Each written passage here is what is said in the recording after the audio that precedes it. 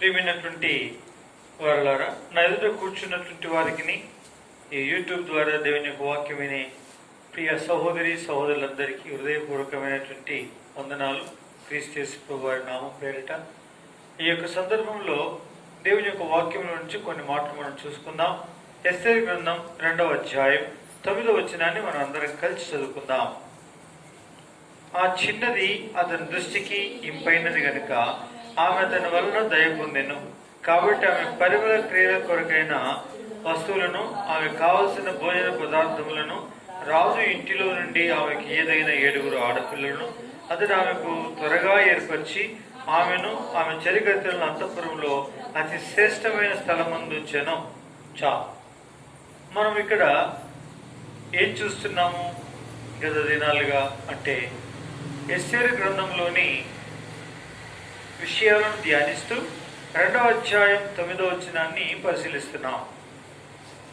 అంటే అహష్వరోష్ అనేటువంటి రాజు వరించబోయేటువంటి వారు ఎవరై ఉన్నారో వారిని సిద్ధపరచులకు సమకూర్చడం జరిగింది. వారికి వస్తువులు ఏర్పాటు చేయబడ్డాయి. అయితే ఇక్కడ ఎస్తేరు హేగే అనే ఈ నపుంసకుల అధిపతికి మరి ఇంపైనది కాబట్టి ఈ ప్రకారమైన ఏర్పాట్లు చేయటం జరిగింది. సరే, ఏం జరిగింది అంటే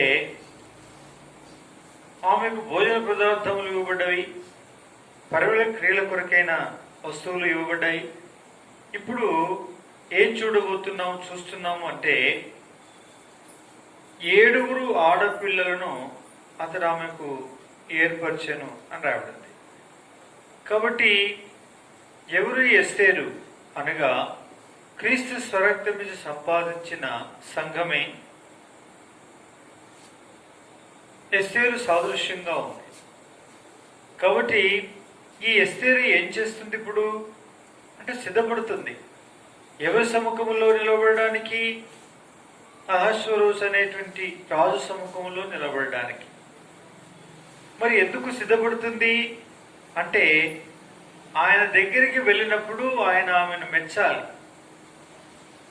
ఆమె ఆయనకు ఇష్టురాలు కావాలి, ఆమె చేత ఆమె అంగీకరించబడి ఆయన చేత ఆమె రాణిగా పట్టాభిషేకం చేయబడాలి. అంటే రాజు యొక్క రాజ కిరీటము రాజు చేతితో ఆమె తల మీద పెట్టబడాలి, ఆమె రాణి అవ్వాలి. అందుకొరకు ఈమె సిద్ధపరచబడుతుంది. కాబట్టి సిద్ధపరచబడడానికి ఇప్పుడు ఏమిస్తున్నాడు? హేగే అంటే 7 ఆడపిల్లల్ని ఇస్తున్నాడు. ఈ 7 ఆడపిల్లల్ని ఇచ్చినట్లే క్రీస్తు స్వరక్తం ఇచ్చి సంపాదించిన సంఘానికి కూడా దేవుడు ఏమేర్పాటు చేశాడు అంటే 7 పరిచారకులను ఏర్పాటు చేశాడు. ఆ 7 పరిచారకులు ఎవరయ్యా అనంటే అపోస్తల కార్యములు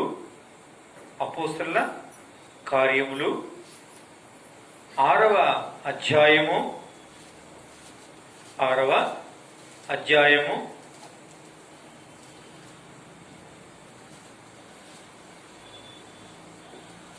వచనాన్ని చూస్తే ఈ మాట జనసమూహం అంతటికీ ఇష్టమైనందున వారు విశ్వాసముతోనూ పరిశుద్ధతతోనూ నిండుకొనిన వాడైన స్టెఫెన్, ఫిలిప్, ప్రోకోరు, నికానోరు, తీమోను, పర్మెనాసు, యూదుల మత ప్రవిష్టుడును అంతియొక వాడును అగు నికాలోస్ అను వారిని ఏర్పరచుకుని, గమనించండి, 7 ఈ పని కొరకు వారు నియమించారు. పరిచర్య చేయడానికి అంటే సంఘములో పరిచర్య చేయడానికి, సంఘానికి పరిచర్య చేయడానికి 7 నియమించడం జరిగింది. ఈ 7 ఎవరు చూపిస్తుంది అంటే ఎస్తేరును సిద్ధం చేయడానికి ఏ 7 ఆడపిల్లలు ఉన్నారో అదే ఆ 7 ఆడపిల్లలను ఈ 7 పరిచారకులను చూపిస్తుంది. కాబట్టి ఎస్తేరు సిద్ధం చేయడానికి 7 ఆడపిల్లలు ఎలాగైతే అవసరమై ఉన్నారో, ఈ 7 పరిచారకులు సంఘాన్ని సిద్ధం చేయడానికై దేవుడు ఏర్పాటు చేశాడు. కాబట్టి వీరు ఒక్కొక్క విషయంలో వీరు ఒక ప్రత్యేకమైనటువంటి విషయమై ఒక ప్రత్యేకమైనటువంటి దానిలో నైపుణ్యం గలవారు. అందుకే మొదట మనం దాదాపు 2 చూసాం. ఆ 2 ఎవరనగా, మొట్టమొదలు స్టెఫెన్ యొక్క పేరులోనే అర్థం ఉంది. అదేమిటి అంటే కిరీటం. కాబట్టి మనం చూసాం, అమ్మా నువ్వు మొట్టమొదలు రాజు ఎదుట నిలబడగానే రాజుకు నీ యందు దయ పుట్టింది అంటే మొట్టమొదలు సంభవించబోయే కార్యం ఏంటో తెలుసా? కిరీటము తీసి నీ తల మీద రాజు పెట్టి వస్తీకి బదులుగా నిన్ను పట్టాభిషేకం చేయబోతున్నాడు. కాబట్టి నువ్వు కిరీటదారురాలు కావాలి అనంటే కిరీటము ధరించడానికి యోగ్యురాలుగా సిద్ధపడాలమ్మా అని ఆమె కిరీటములు ధరించుట కొరకైన ప్రత్యేకమైన ఉపదేశాన్ని చేస్తూ, కిరీటములు ఎలా ధరించవలనో అక్షరానుసారంగా, భౌతికంగా, కిరీటములు అను బహుమానమును ఎవరు పొందుతారు అన్నటువంటి ఆత్మీయ సత్యాలను ఎస్తేరుకు ప్రబోధించినటువంటి ఆనాటి మొదటి ఆడపిల్ల ఈ దినం సంఘానికి స్టెఫెన్ అనే పరిచారకుడు మనకు ఆయన ఉపదేశించేవాడైనాడు. కాబట్టి పిల్లరా, కిరీటం ఎవరు పొందుతారు వాటన్నిటిని చూసాం మనం. తర్వాత రెండవది ఫిలిప్. అనగా ఫిలిప్ అని అంటే దాని యొక్క అర్థం ఏమిటి అంటే అశ్వప్రియుడు, గుర్రములను ప్రేమించువాడు. నేను ఆడపిల్లనమ్మా, నేను కన్యకను, వరిస్తే రాణినవుతాను, నాకు గుర్రాలతో సంబంధం ఏముంది అని అంటే, అమ్మో అట్లా అనుకోవద్దు తల్లి, గుర్రాల్లో వర్తమానం ఉంది అని చెప్పి ఆ వర్తమానమును, ఆ ఉపదేశమును రెండవ ఆడపిల్ల చేస్తూ వచ్చింది. అదే ఉపదేశం మనకు చేయబడింది, అయిపోయిందండి. ఇక మూడవది ఏంటంటే పిల్లరా, ప్రోకోరు. మూడవ వ్యక్తి ఎవరండి? ప్రోకోరు. కాబట్టి 7 ఆడపిల్లల్లో మూడవ ఆడపిల్ల ఎవరై ఉన్నారు అంటే ప్రోకోరు. ఎస్తేరుకు మూడవ ఆడపిల్ల పేరేంటో మనకు తెలియదు, కానీ సంఘానికి సిద్ధం చేయడానికి దేవుడిచ్చినటువంటి పరిచారకులలో మూడవ వ్యక్తి పేరు ఏమిటంటే ప్రోకోరు. ప్రోకోరు అంటే అర్థమేమిటి? గాయకుల అధిపతి, నాట్యములను నడిపించువాడు అని అర్థం. గాయకుల అధిపతి, నాట్యములను నడిపించువాడు. గాయకుల అధిపతి, నాట్యములు నడిపించువాడు అని అర్థం ఇచ్చేటువంటి ప్రోకోరు అనే పేరు కలిగినటువంటి వ్యక్తి మూడవ పరిచారకుడు. ప్రేమైనటువంటి వాళ్ళారా, గమనించండి, దేవుని ప్రజలైనటువంటి వారు ఈ భూలోకంలో వాస్తవంగా అక్షరాంశంగా చూస్తే రాజు యొక్క అంతఃపురంలో, రాజదర్బారులో, రాజు యొక్క అంతర్గృహంలో, రాణివాసములో ఏం ఏర్పాటు చేయబడుతుంది అంటే వారి మనసు ఉల్లసించడం కొరకై, వారు ఆనంద సంతోషాలతో ఉండటం కొరకై వారికి ఏం ఏర్పాటు చేయబడుతుంది అంటే పిల్లరా, వినోదము కొరకై నాట్యములను ఆడువారిని, పాటలు గాన ప్రతిగానాలు చేసేటువంటి వారిని,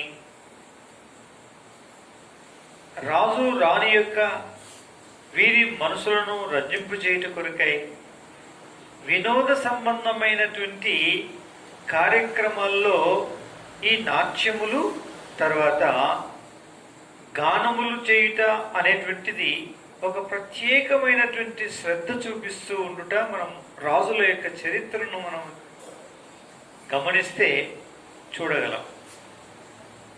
అంటే రాజులు వారి మానసోల్లాసం కొరకు, రాజులు వారి యొక్క మరి సంతోష ఆనందాల కొరకు విందు కార్యక్రమాల సందర్భాల్లో, నానా సందర్భాల్లో వారు వీటికి ముఖ్యమైన ప్రథమ స్థానం ఇచ్చేటువంటి వారు. ప్రియులరా, ఈ ప్రకారంగా అమ్మా ఎస్తేరు, నీవు రాణివిగా చేయబడిన తర్వాత పెద్ద పనులేముండవమ్మా. నీకు స్నానం చేయించేవారు ఉంటారు, నీకు అలంకరించేవారు ఉంటారు, కుళ్ళు దువ్వేవారు ఉంటారు. అన్ని రకాల పరిచయలు చేసి రకరకాల వంటలు వండి చక్కగా వడ్డిస్తే తినడం ఒక్కటే ఆలస్యంగా ఉంటుంది. అయితే నీవు చేయాల్సినటువంటి విషయం, నీవు సంతోషపడుతూ రాజును కూడా సంతోషపరచడానికి నీవు ఒక ప్రత్యేకమైన విషయమైనటువంటి ఒక అనుభవం నీకు ఉండాలి. అదేంటంటే గానములు చేయుట. అంటే పాటలు పాడుట, కీర్తనలు పాడుట, వాయిద్యములు వాయించుట యందు నీకు శ్రద్ధ ఉండాలి, వాటి విషయమైన అవగాహన ఉండాలి తల్లి అని 3వ ఆడపిల్ల చెప్పేదిగా ఉంది. అలాగనే సంఘానికి ప్రోకోరు చెప్తున్నాడు. ఏమని చెప్తున్నాడు? మనం ఈ లోకములో నుంచి మన యాత్ర ముగించుకున్న తర్వాత, లేక ప్రభువు వచ్చి మనల్ని 2వ రాకడలో ఆయన తీసుకుని వెళ్ళిన తర్వాత, మనము దేవుని యొక్క సన్నిధానములో ప్రవేశించిన తర్వాత, ఆయన సముఖములో స్తుతి చేయుట, పాటలు పాడుట, ఆయనను కొనియాడుట అనునవి ప్రాముఖ్యమైనటువంటి స్థానాన్ని వహిస్తాయి.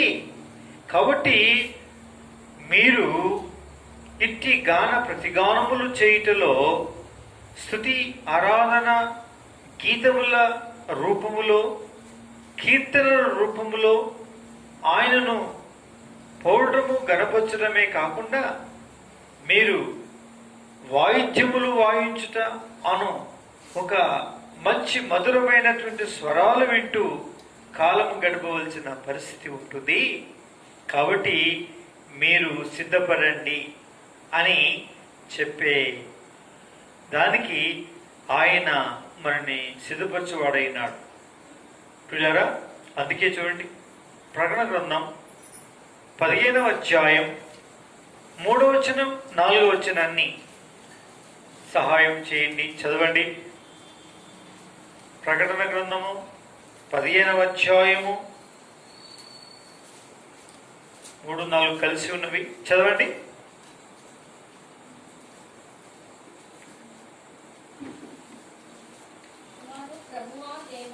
ప్రభువా, దేవా, సర్వాధికారి, నీ క్రియలు ఘనమైనవి, ఆశ్చర్యమైనవి, యుగములకు రాజా, నీ మార్గములు న్యాయములను సత్యములనై ఉన్నవి.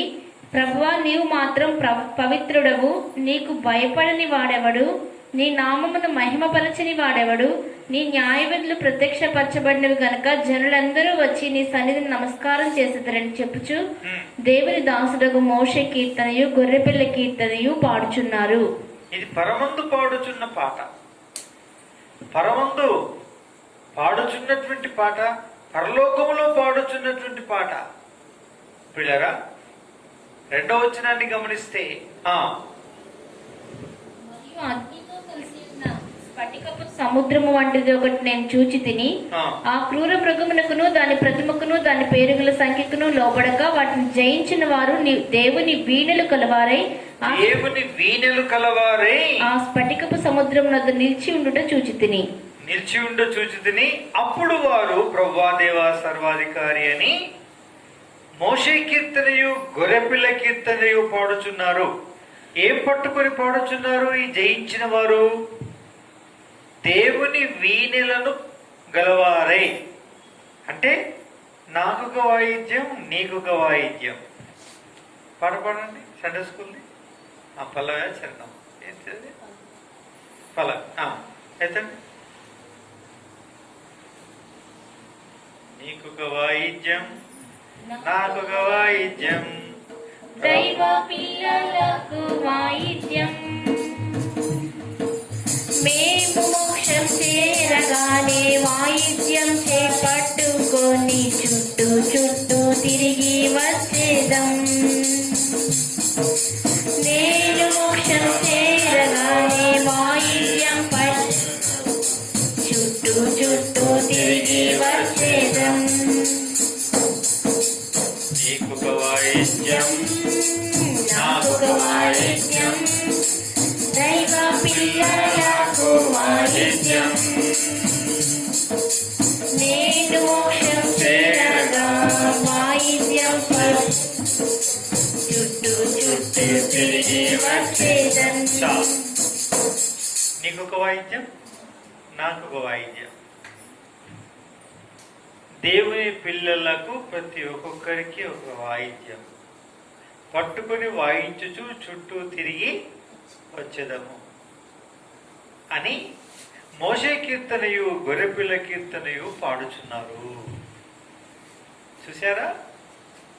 ఐగుప్తు నుంచి విడిపించబడిన ఇశ్రాయేలీలు విడిపించబడగా మోషే ఒక కీర్తన పాడాడు. ఆ కీర్తన గొర్రెపిల్ల కీర్తన అనంటే క్రీస్తు స్వరక్త మీద సంపాదించిన తన ప్రజలైనటువంటి వారు విమోచింపబడ్డప్పుడు వారు పాడేటువంటి రక్షణా గీతం అనేటువంటి ఆ యొక్క యేసుక్రీస్తు ప్రభు వారి యొక్క రక్షణా గీతం, అటు మోషే విడిపించినప్పుడు ఇశ్రాయేలు యొక్క గీతం, అనగా పాత నిబంధన క్రొత్త నిబంధన అన్ని గ్రంథాల యొక్క ప్రజలు, అన్ని నిబంధనల యొక్క ప్రజలు విమోచింపబడిన వారై వాయిద్యములు పట్టుకొని చుట్టూ చుట్టూ తిరుగుతూ పాటలు పాడుతూ తిరిగి వచ్చుచూ ఉన్నారు అని రాయబడింది. చూసారా? కాబట్టి పరమందు మనకు పనేముండదు. పంటలు పండించుట, వ్యవసాయం చేయుట, కష్టపడి పని చేయుట, కష్టార్జితమైన ఆహారము తినుట అనేటువంటివి ఏమి పనులు ఉండవు. ఆయనను స్తుతించుచు, ఆయన్ని ఆరాధించుచు, ఆయన వాయిద్యమును పట్టుకొని ఆయనను గూర్చి గాన ప్రతిగానములు పాడుచు ఉండుట తప్ప ఇంకా ఏ పని ఉండదు అని దాని అర్థం. నా ప్రియమైనటువంటి సహోదరులారా, ఈ విధముగా ఎవరు జ్ఞాపకం చేస్తున్నారు? ప్రోకోరు అను ఈ పరిచారకుడు జ్ఞాపకం చేస్తున్నాడు. 3వ ఆడపిల్ల అని ఎస్తేరుకి ఇవ్వబడినటువంటి ఆడపిల్లలో 3వ ఆడపిల్లకు సాదృశ్యమైన ప్రోకోరు ఏం జ్ఞాపకం చేసుకున్నాడంటే, అయ్యా మనము గాన ప్రతిగానాలు పాడాలి, గాన ప్రతిగానములు పాడాలి, మనము నాట్యములను మనము ఆడాలి, వాయిద్యములను చేత పట్టుకోవాలి, ఆయనను స్తుతించి ఆరాధించాలి, కొనియాడాలయ్యా అని ఆ విషయాలను ఏం చేస్తున్నాడు? జ్ఞాపకం చేస్తున్నాడు.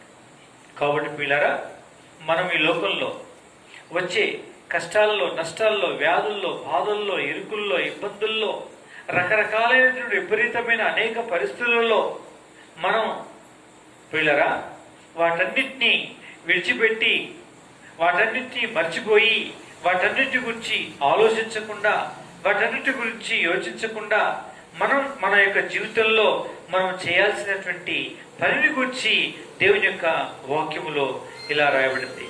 అందుకే మనం ఏం చేయాలి అంటే పిల్లరా, దేవుని యొక్క సన్నిధానములో ఈ ప్రకారముగా చేయాలని ప్రభు వాక్యం ప్రబోధిస్తుంది. ఎఫెసీయుల రాసిన పత్రిక 5వ అధ్యాయం 19వ వచనంలో ఇలా రాయబడింది. ఏమని? ఎఫెసీ 5వ అధ్యాయం 19వ వచనం, ఒకరినొకడు కీర్తనలతోనూ సంగీతములతోనూ ఆత్మ సంబంధమైన పాటలతోనూ హెచ్చరించుచు మీ హృదయముల్లో ప్రభువును గూర్చి పాడుచు కీర్తించుచు ఉండాలి. ఎందుకు ఇలా ఉండాలి? ఒకానొక దినం మనం ఏం చేయాలి అంటే 20వ వచనం, మన ప్రభు అయిన యేసుక్రీస్తు పేరిట సమస్తమును గూర్చి తండ్రి అయిన దేవునికి ఎల్లప్పుడూ కృతజ్ఞతాస్తుతులు చెల్లించుచు క్రీస్తునందరి భయముతో ఒకరినొకడు లోబడి ఉండుడి.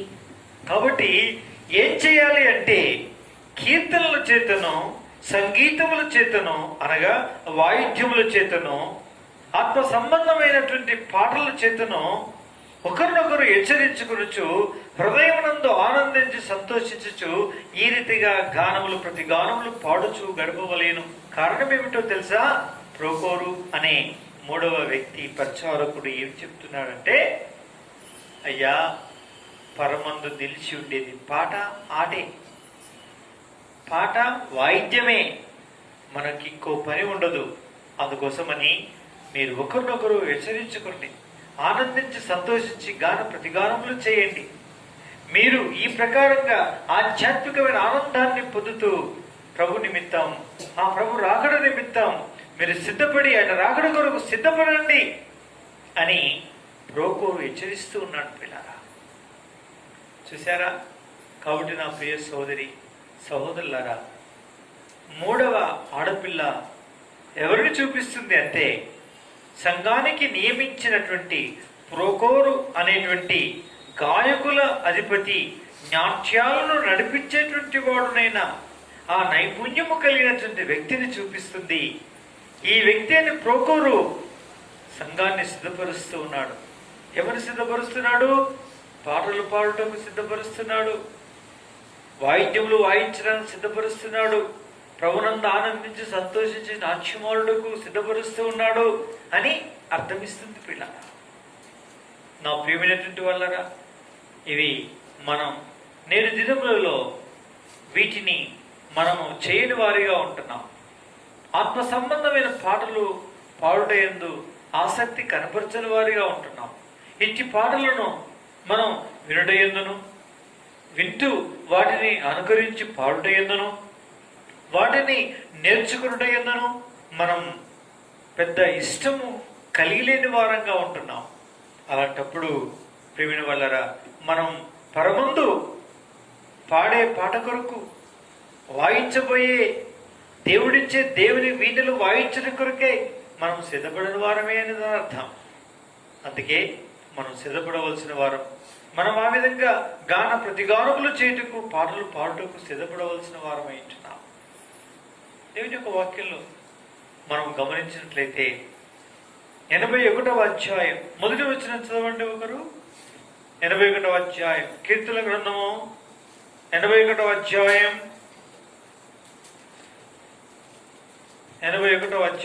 1వ వచనం చదవండి.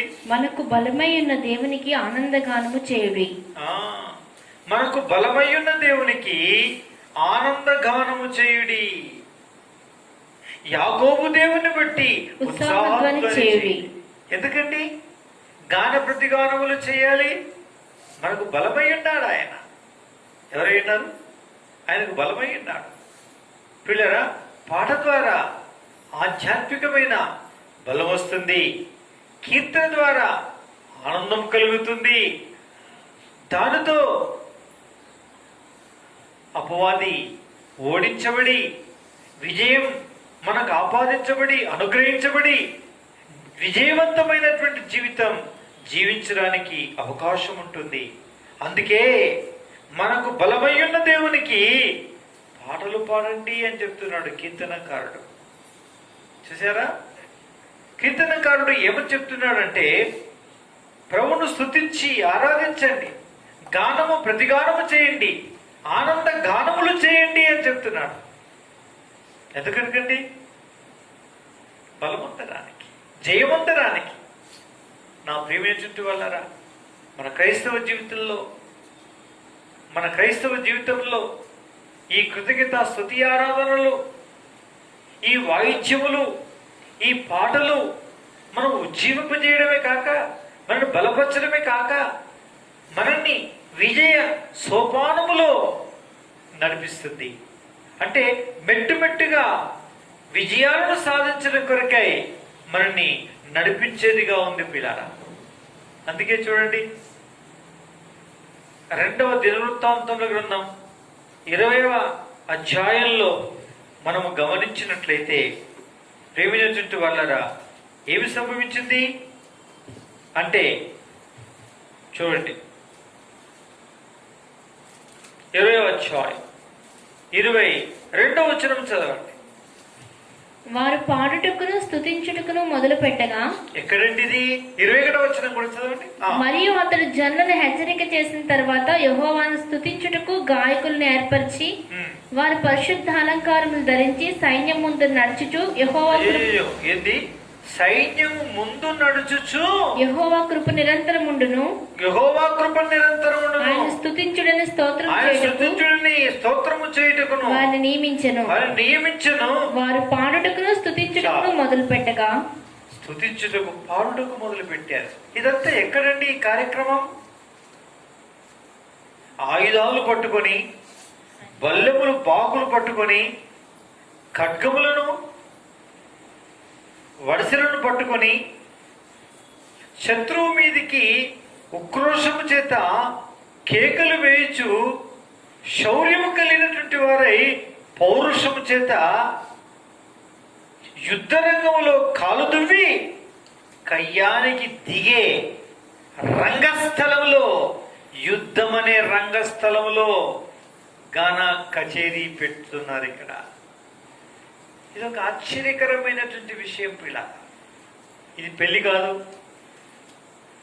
ఇది శుభకార్యము అంతకంటే కాదు, ఇది సన్మాన కార్యక్రమము కాదు, ఎవరో పేరు ప్రఖ్యాతిగాంచినటువంటి వ్యక్తిని ఆహ్వానించే చోటు కాదు. ఇది యుద్ధానికి వెళ్ళిన యుద్ధ స్థలం. అది సైన్యము అందరూ యుద్ధానికి సిద్ధపడి ఉండగా, సైన్యం ముందర శత్రువు మీదికి బాకులు బల్లాలు పట్టుకుని వెళ్లాల్సినటువంటి కాల్బలం, అశ్వబలం, ఏనుగుల యొక్క బలం, ఒంటెల యొక్క బలముతో సైన్యం కదము తొక్కి ముందుకెళ్లి శత్రువు గుండెల్లో బాకులు దూసేటువంటి ఈ యుద్ధ రంగంలో నా ప్రియమైనటువంటి వాళ్ళ ఒక ఆశ్చర్యకరమైన దృశ్యం కనిపిస్తుంది. అదేంటి ఆ దృశ్యం అంటే, వాయిద్యములు పట్టుకొని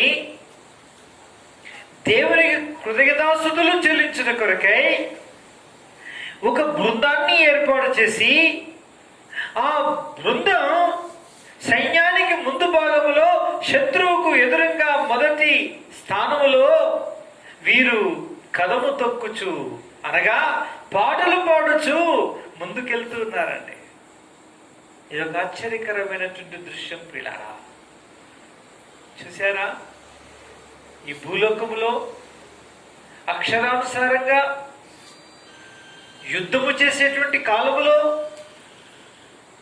రక్తమాంసాలతో కూడినటువంటి శత్రువులు ఎదురు నిలబడి ఉండగా అట్టి వారిని జయించిన కొరకై యెహోషాపాతు అనేటువంటి రాజు అనుసరించుచున్న యుద్ధ పద్ధతి ఏమిటో తెలుసా?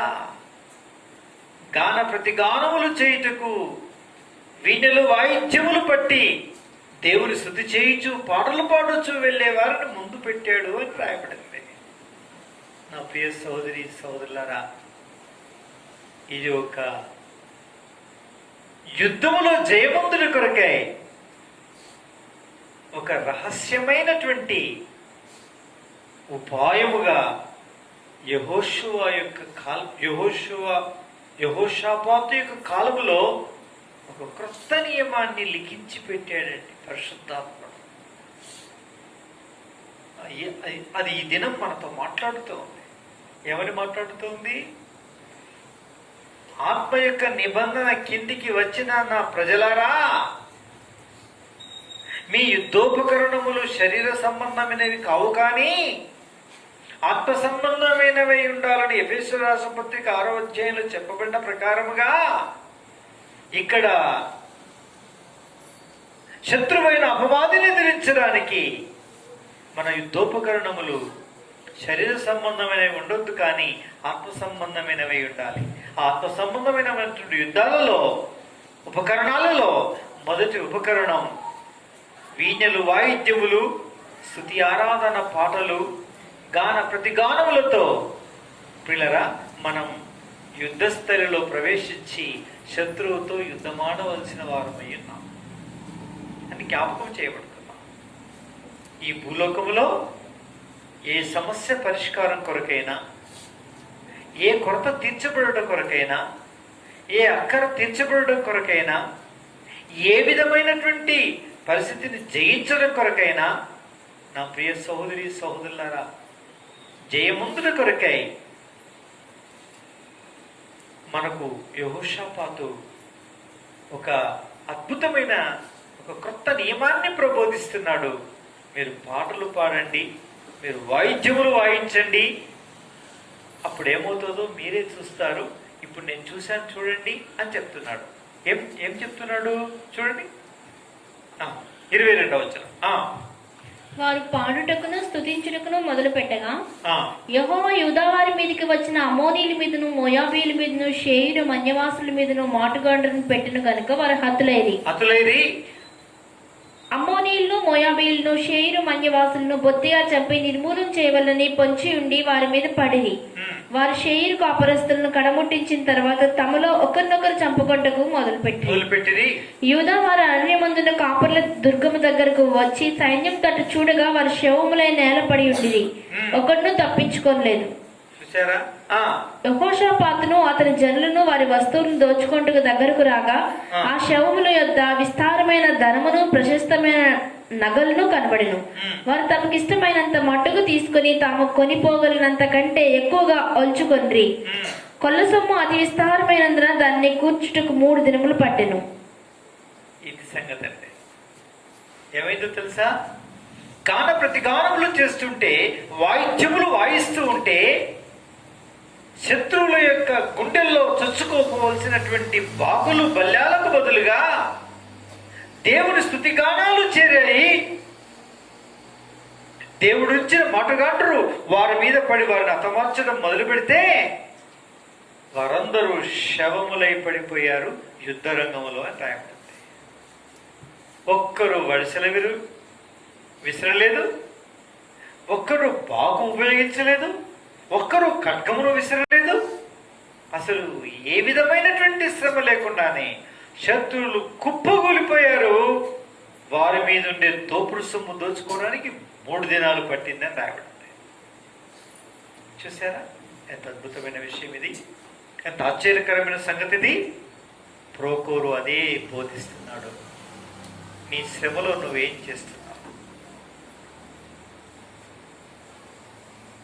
అపవాది అయినటువంటి మన బద్ధ విరోధి అయిన అపవాది అయిన సైతాను చేత పోరాడాల్సినటువంటి ప్రార్థనలో నువ్వేం చేస్తున్నావు? అనుదినము నువ్వేం చేస్తున్నావు? నీ కుటుంబముగా నువ్వేం చేస్తున్నావు? సంఘముగా నువ్వేం చేస్తున్నావు? సేవా జీవితంలో నువ్వేం చేస్తున్నావు? ప్రతి పరిస్థితుల్లో నువ్వేం చేస్తున్నావు? నువ్వు ఎదుర్కొనే ప్రతి పరిస్థితుల్లో, నువ్వు చేయాల్సిన ప్రతి దేవుని యొక్క సేవలో, దేవుని పనిలో, నీ వ్యక్తిగత కుటుంబ నీ జీవితంలో ఎదుర్కొంటున్నటువంటి అనేక విషయాల్లో నువ్వేం చేస్తున్నావు? యెహోషాపాతు అంటాడు, నేను మాత్రము చేసింది ఏమిటంటే, ఇంత గొప్ప సైన్య సమూహంతో యుద్ధం చేయడం నాకు శక్తి చాలదు, ఏమి చేయటకు తోచదు, నీవే నాకు దిక్కని సాగిలపడ్డాను. నెంబర్ 1. నెంబర్ 2, దేవుడు చెప్పిన ప్రకారంగా ఏం చేశాను అంటే, స్తుతించి ఆరాధించి గాన ప్రతిగానములు చేసి శత్రువుల యొక్క గుండెల్లో బాకులై చేరినట్లు నేను ఆయన సన్నిధానంలో దీనుడనై స్తుతించి ఆరాధించి ఆయన కొనియాడి గాన ప్రతిగానాలు చేశాను. అంతే, అందరితో శత్రువు పూర్తిగా మార్చబడ్డాడు. అంతేకాదు, పైపెచ్చుగా శత్రువు భయము భీతి తొలగడమే కాకుండా వారి మీద ఉండేటువంటి ధనం, ఆభరణాలు, ధనంతటినీ దోపుడు సొమ్ముగా నేనేదో రాజ్యం మీదకి వెళ్ళి దోసుకొచ్చుకునే బదులు వారినే నా దగ్గర తీసుకొచ్చి వారిని హతమార్చి వారికి కలిగినటువంటి ధనమంతటిని నేను ఏం చేసుకున్నాను, సమకూర్చుకోగలిగాను, నేను పొందగలిగాను అని చెప్పాడు. నా ప్రియులారా, 2 లాభాలు ఇక్కడ. ఒక లాభం గాన ప్రతిగానాలతో, వాయిద్యములు చేతబట్టి వాయించడంతో, ఈ స్తుతి స్తోత్ర గానాలతో ఒకరినొకరు హెచ్చరించుకోవడంతో మనం గడపడం ద్వారా శత్రువుకు ఓటమే కాదు, మనకు రావాల్సినటువంటి కొల్లసమంతా కూడా మనం ఆశించకుండానే, మనం అడగకుండానే దానంతటి దేవుడు మనకి ఏం చేయవాడైనాడు, ఇచ్చువాడు అయినాడు. కాబట్టి నా ప్రియులారా, నా నీతిని గురించి, నా రాజ్యం గురించి మొదలు వెతకండి. అప్పుడు అవన్నీ మీకు ఏం చేయబడతాయి, అనుగ్రహించబడతాయి. ప్రియులారా, ఇటు మాటను నమ్ముతారా? నమ్మడం అనేటువంటిది మన వల్ల అయితే నమ్మువానికి సమస్తము సాధ్యమే. అంటే నమ్మడం అనే పని చేసి అది జరుగుతుందని నిరీక్షించుచు నువ్వు ప్రార్థనలో గడుపుతూ, స్తుతి ఆరాధన చేస్తూ నువ్వు గడుపుచున్న వ్యక్తివైతే శత్రువు హతమార్చబడమే కాదు, కొల్లసొమ్ము నీ ఇల్లు చేరుతుంది అని అర్థం. కొల్లసొమ్ము నీ ఇల్లు చేరుతుంది. ఇది భౌతికంగా ఈ భూలోకములో మనం నివాసం చేస్తున్నప్పుడు శత్రువును జయించడం, కొల్లసొమ్ము దోచుకోవడానికి ఒక సునాయాసమైనటువంటి మార్గం. వాయిద్యము వాయించుచు గాన ప్రతిగానములు చేయుట అనేటువంటి ఒక అద్భుత సత్యం. ఇలాగా ఇక మనం తెలియకుండానే ఇది చేస్తూ వెళ్తూ ఉంటాము, మన అక్కలు తీర్చబడుతూ ఉంటాయి. ఆటోమేటిక్గా మనం తెలియకుండానే మనం సిద్ధపడుతూ ఉంటాము. కడబరు శబ్దం వినబడుతుంది, ఆయన మనల్ని రెప్పపాటులో మార్చేస్తాడు. మనం మారిపోతాము. మనము ఆయన పంపిన మేఘాలను రెక్కల మీద ఆయన సన్నిధి కొనిపోబడతాం. ఆయన సన్నిధిలో శాశ్వత కాలం చేరిపోతాం. అక్కడ గాన ప్రతిగానములు చేయించు ఆనంద సంతోషం చేత ఆయనతో కాపురం ఉండి మన కాలం గడుపుతూ ఉంటాం. ఇది నిరంతరం దేవుని దగ్గర ఉండేటువంటి ఒక అద్భుతమైనటువంటి పరలోక రాజ్యం యొక్క సౌఖ్యం. ప్రియులారా, అది ఈ భూలోకంలో మనం చేయాలి. అది చేయగలిగితే ఇక మనకు ఆనందమే ఆనందం, ఇక మన సంతోషమే సంతోషం. వస్తాయి, ఏమొస్తాయి? కష్టాలు వస్తాయి, బాధలు వస్తాయి, పరీక్షలు వస్తాయి, పరిశోధనలు వస్తాయి, అపవాది వల్ల వస్తాయి, అపవాది వాడుకునేటువంటి ఏజెంట్ల ద్వారా వస్తాయి, అపవిత్రాత్మ చేత వాడబడుతున్నటువంటి ఇస్కరియోతు యూదా లాంటి కపట సహోదరుల ద్వారా వస్తాయి, కపటమైన మనుషుల ద్వారా వస్తాయి, కఠినులైనటువంటి నెబుకద్నెజర్ లాంటి అధిపతుల ద్వారా వస్తాయి. రకరకాల విషయాలు మనల్ని శోధించడానికి, పరిశోధించడానికి వస్తాయి. వీటన్నింటిలో దేనికి భయపడకుండా మనం ఎప్పుడైతే పిల్లరా ఆయన వాగ్దానములను నమ్మచ్చు, ఆయన స్తుతిగానములు చేయించు, ఆయన వాయిద్యములు వాయించుచు, ఆయన కొరకు నిరీక్షణ కలిగి కనిపెట్టుచు ఉండినటువంటి వ్యక్తులమైతే శత్రువు మీద అపజయమే కాకుండా శత్రువు యొక్క కొలసమంతా కూడా మన ఇల్లు చేరుతుంది. మనం ఏం చేసుకుంటాం? దానంతటినీ సమకూర్చుకుంటాం. పిల్లరా, ఇది రహస్యం, ఇది మర్మం. ఒకవేళ తెలిసినప్పటికీ దాన్ని అనుకరించకపోతే అది మర్మంగానే మిగిలిపోతుంది. దాన్ని అనుకరించడం ఆరంభించి మనం అంటూ ఈ పని చేయగలిగితే అది మన అనుభవం అవుతుంది, అది మన స్వాస్థ్యం అవుతుంది, అది మనం పొందిన వ్యక్తులం అవుతాం. దానిని మనం పొందుతూ మన కుటుంబానికి అనుభవింపచేస్తూ మన తరం వారికి బోధించి తెలియజేసి రాబోయే తరాల వారికి మనం మాదిరై ఇట్టి పద్ధతి అనుసరించండి అని ఇట్టి మాదిరిని వదిలిపెట్టిపోయిన వారం అవుతాం మనం. అలా లేకపోతే సనుగుతూ గొనుగుతూ సంవారకుని చేతిలో పడుతూ లేస్తూ నిరాశ నిస్పృహలతో కాలం గడపాల్సిన పరిస్థితి ఏర్పడుతుంది మనకి. అది వద్దు అని అనుకుంటే ప్రోకోరు అనే మూడవ పరిచారకుడు, సంఘం కొరకు ఏర్పాటు చేసినటువంటి పరిచారకుడైన ప్రోకోరు ఏమంటున్నాడు అంటే, ఈ పద్ధతి మీరు అనుసరించండి. ఆ మూడవ ఆడపిల్ల ఎస్తేరుతో ఏమంటుంది? అమ్మా, నువ్వు జయమొందడానికి, శత్రువును జయించడానికి రాబోయే దినాల్లో నువ్వు రానివైన వెంటనే పుట్టుకొడుగుల్లాగా పుట్టుకొచ్చే శత్రువులందరినీ హతమార్చడానికి, అట్టివారి వల్ల కలిగే పరిశోధనలు నీకు ఆశీర్వాదకరంగా మారాలి. శత్రువు హతమార్చబడమే కాక శత్రువు యొక్క ధన సంపద నీకు కొల్లసొమ్మై అది నీ ఇల్లు చేరాలి అనుకుంటే నీవు గాన ప్రతిగానములు చేయటయందు నేర్పరివై ఉండాలమ్మా. వాయిద్యములు, దేవుని స్తుతిగానములు చేయటయందు నీవు నిపుణురాలవైతే జయము నీదే పో తల్లి. ఇది నువ్వు అలవాటు చేసుకో, అభ్యాసం చేసుకో, ఇది నేర్చుకో తల్లి, ఇది నీకు కావాలి రాని అని మూడవ ఆడపిల్ల, ప్రోకోరుకు సాదృశ్యమైన మూడవ ఆడపిల్ల ఎస్తేరుకి ఇవన్నీ ఏం చేస్తుందండి? ఉపదేశిస్తుంది. ఇప్పుడు ప్రోకోరు ఏమి ఉపదేశిస్తున్నాడు సంఘానికి? మీరు సంగీతముల చేతనో పాటల చేతనో మీరు కాలము గడుపుచు ఒకరినొకరు హెచ్చరించుకొనొచ్చు, ఆ దినం సమీపించుకొలది మరి ఎక్కువగా చేయొచ్చు. ఈ ప్రకారంగా మీరు సిద్ధపడండి. అప్పుడు శత్రువు హతమార్చబడమే కాకుండా వారి కొల్లసొమ్ము మీ సొత్తై మీ ఇల్లు చేరుతుంది. ఇక ముందు పరమంలో ఆయన పిలుపుకు సిద్ధపడతారు, ఆయన రాజ్యంలో మీరు చేరిపోతారు. ఇది మీకు కలిగేటువంటి ఆశీర్వాదం అని ప్రోకోరు మనకు ఉపదేశిస్తున్నాడు. కాబట్టి పిల్లారా, మనం ఎప్పుడు హృదయమందు ఆనందించి ఆయనకు గాన ప్రతిగానములు చేయాలి. మన నోట ఎప్పుడు స్తుతి పాట ఉండాలి. ఆయన కొనియాడి ఆయన గనపరచాలి. నిరాశపడక, విసిగిపోక, విరక్తి చెందక, సరగక గొరగక, సంహారకుని చేతిలో పడకుండా ఆయన గనపరచ అనుభవాన్ని కలిగినటువంటి వ్యక్తులమైతే అద్భుతమైన ఆశీర్వాదం పొందుతామని ఇట్టి చిన్న వర్తమానము తెలియపరచబడుతుంది. మోకరించండి, ప్రార్థన చేసుకుందాం. ప్రభుకిట్టి వాక్యానికి ప్రతిష్ఠించుకుందాం. ఒక్క నిమిషం మౌనంగా అటువైపు చూడద్దు. ప్రేమైన పరలోకపు తండ్రి, నీ ప్రశస్తమైన మాట కొరకే నీకు స్తోత్రాలు. ఎస్తేరుకి ఇచ్చిన 7 ఆడపిల్లల్లోని 3వ ఆడపిల్ల ఏమి చేసిందో